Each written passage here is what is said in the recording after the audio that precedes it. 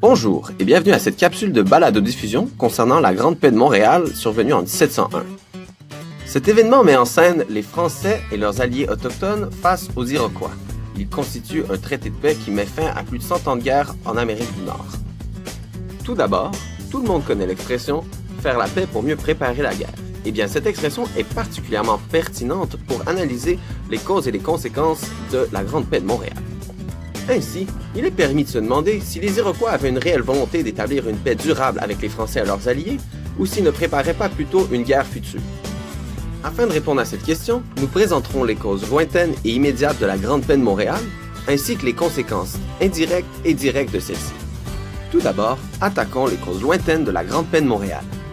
Au 15e siècle, avant l'arrivée des Européens en Amérique du Nord, 5 nations iroquoises situées au sud des Grands Lacs se fédèrent entre elles, dans le but de diminuer les tensions qui subsistent entre celles-ci. Ceci a pour but de mettre fin aux guerres persistantes qui affectent les 5 nations depuis des décennies. Une des 5 nations tient le rôle de médiateur des conflits entre celles-ci.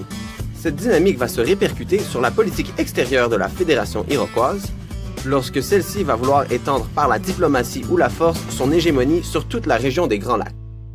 À l'arrivée des Français en Amérique du Nord, cette volonté hégémonique sera confrontée à l'impérialisme français. En effet, suite à l'arrivée des Français, lors de l'événement de la Tabagie de Tadoussac, les Français s'allieront avec les principales tribus algonquines situées au nord des Grands Lacs. Celles-ci constituant les principaux rivaux historiques des 5 nations iroquoises, cet état de fait va entraîner de facto la confrontation entre l'Alliance franco-autochtone et les 5 nations iroquoises pour les années à venir. Passons maintenant aux causes immédiates de la Grande Paix de Montréal. Tout d'abord, dès l'arrivée des Français, les Iroquois vont commencer à harceler ceux-ci puisqu'ils sont les alliés de leurs ennemis traditionnels. Durant près de 100 ans, de 1609 à 1701, les Iroquois et les Français ainsi que leurs alliés seront en guerre perpétuelle. Toutefois, la situation vient à changer durant les années 1680. En effet, plusieurs facteurs viennent expliquer pourquoi tous ces acteurs se réunissent autour de la table de négociation au tournant du 18e siècle. Premièrement, un important déclin démographique affecte les 5 nations iroquoises. Que ce soit dû aux guerres ou aux épidémies, la moitié de la population des 5 nations iroquoises va chuter durant la seule décennie de 1690. De plus, des dissensions commencent à se faire sentir au sein de la Fédération iroquoise quant à la politique extérieure qu'elle devrait mener. En effet, une insatisfaction de plus en plus grande commence à se faire sentir à propos des alliés traditionnels qu'étaient les Anglais. Finalement, l'émergence des Outaouais, une nation autochtone située à l'ouest des 5 nations iroquoises et alliée aux Français, va faire peser une menace beaucoup plus grande que celle connue par les Iroquois auparavant. Du côté français, non seulement on voulait étendre son hégémonie sur toute la région, mais le traité de Ryswick, qui mit fin à la guerre de la Ligue d'Augsbourg en 1697, établissait la reconnaissance par les Anglais des possessions françaises en Amérique du Nord, ce qui isolait davantage la Fédération iroquoise au sein de l'Amérique du Nord. Tous ces facteurs placent la France dans une position dominante en vue des négociations à venir.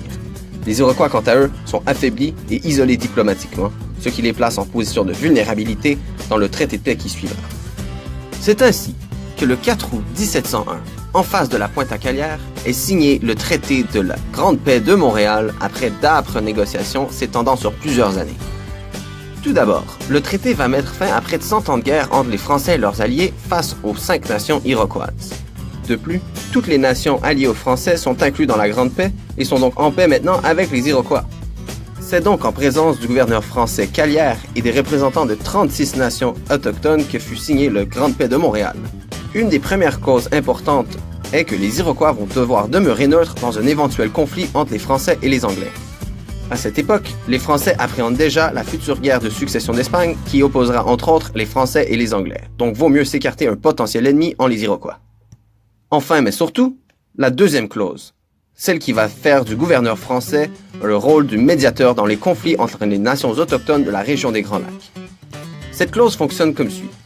Si un des membres de la Grande Alliance agresse ou attaque un autre membre, celui-ci doit inévitablement aller se référer au gouverneur français avant de riposter.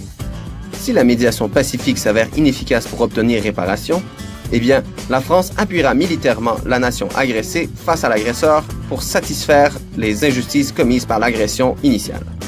La Grande Paix de Montréal de 1701 s'inscrit donc comme un des plus grands événements diplomatiques de l'histoire de la Nouvelle-France, officialisant la paix entre la France et tous ses voisins autochtones.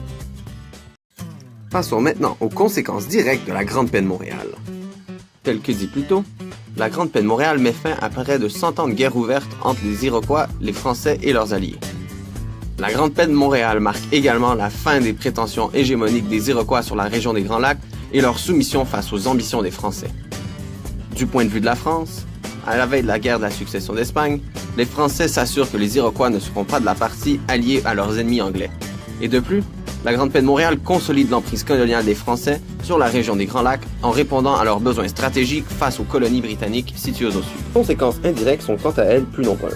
Tout d'abord, la Grande Paix de Montréal va créer une nouvelle dynamique dans les relations franco-autochtones en Amérique du Nord. La clause de médiation représente en effet une victoire symbolique des Français, mais va rapidement être instrumentalisée par les Iroquois pour déstabiliser l'alliance franco-amérindienne. La Fédération iroquoise va en effet utiliser chaque accroc, chaque incident ou agression des Outaouais envers eux pour aller voir les Français et leur demander une assistance militaire contre ces fauteurs de troubles qui ne respectent pas le traité. Le fin travail diplomatique du gouverneur Vaudreuil qui succède à Calière va permettre aux Français de naviguer sur cette fine ligne diplomatique sans jamais avoir à porter les armes contre leurs alliés traditionnels des Outaouais. Toutefois, le fait que les Français passent beaucoup de temps à écouter les doléances des Iroquois, les ennemis traditionnels et historiques des autres nations autochtones, va miner la crédibilité des Français au sein de la Grande Alliance franco-autochtone. De plus, les Iroquois vont tenter par tous les moyens de faire des alliances secrètes séparées avec les alliés des Français afin de diviser l'alliance, tel qu'en témoigne le traité fait avec les Outaouais et les Anglais en 1710, leur réservant une part du marché des fourrures. On voit donc que même affaiblis militairement et démographiquement, les Iroquois vont être capables d'utiliser la Grande Paix de Montréal pour désunifier la Grande Alliance franco-autochtone qui leur donnait tant de peine depuis l'arrivée des Français en Amérique du Nord. En conclusion, et suite à ce que nous venons de voir, il est permis d'affirmer que la Fédération iroquoise ne prévoyait pas faire une paix durable et viable avec les Français et leurs alliés. Les 5 nations ont plutôt su se servir des clauses de la Grande Paix de Montréal pour affaiblir l'alliance franco-autochtone. Même s'ils n'étaient pas en position de force lors des négociations de la Grande Paix, les Iroquois n'avaient pas pour autant abandonné leur visée hégémonique sur la région des Grands Lacs. On le voit bien lorsque la Fédération iroquoise instrumentalise à ses fins les promesses des Français afin de conquérir leurs ennemis. Sans succès. Finalement, comment passer sous silence l'impact qu'aurait pu avoir cette stratégie des Iroquois sur la cohésion de l'alliance franco-autochtone lors de la guerre de la conquête de 1760, guerre qui mit fin à la présence française en Amérique du Nord et incidemment à la Grande Alliance. Mais cela sera pour une prochaine capsule. Sur ce, merci de nous avoir écoutés et je vous dis à la prochaine.